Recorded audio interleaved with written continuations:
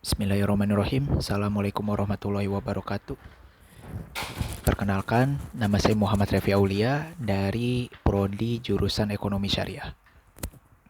Ibu Monita dan teman-teman yang saya hormati, pertama-tama kita ucapkan syukur kehadiran Allah Subhanahu wa taala atas rahmat dan kasih sayangnya. Kita masih diberikan kesempatan hari ini dalam kondisi sehat walafiat. Salawat serta salam tercurahkan kepada junjungan Nabi Muhammad SAW, lalu kepada para sahabatnya, lalu kepada generasi-generasi setelahnya, tabi'ut tabi'in, hingga generasi kita saat ini. COVID-19 telah menjadi wabah penyakit mematikan yang menyebar ke seluruh dunia. Studi mencatat wabah coronavirus disease 2019 atau COVID-19 telah menjangkit 3,5 juta manusia dari 210 negara.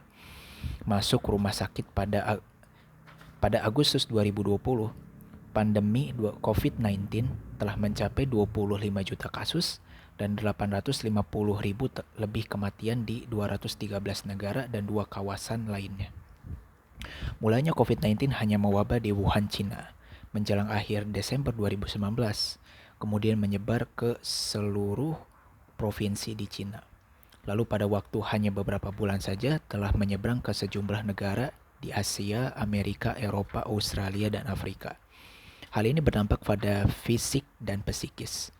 Negara-negara di Asia, Amerika, Eropa, Australia, Afrika, dan Antartika terpaksa harus menjalani fase social distancing atau menjaga jarak aman dan diam di rumah, bekerja dari rumah, dan juga beribadah di rumah selama berbulan-bulan.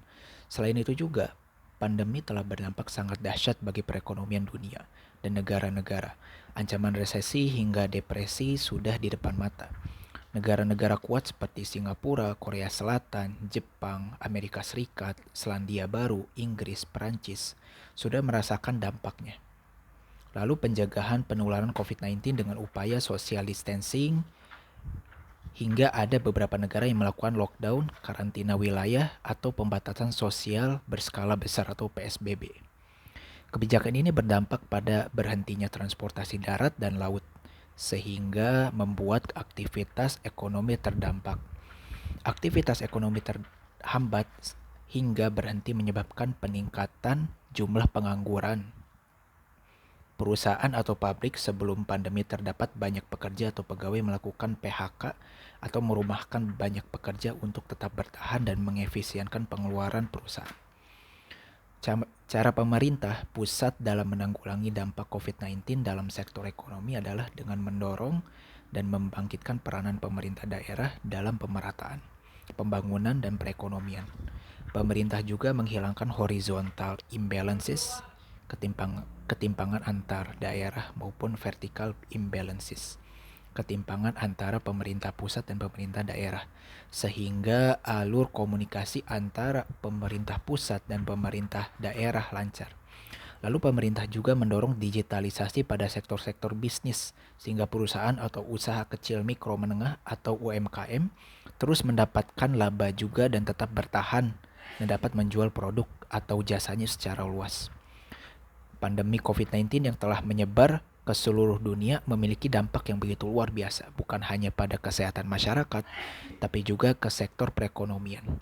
Negara-negara lain sedang berjuang bangkit dan mendorong perekonomiannya masing-masing, termasuk juga negara Republik Indonesia.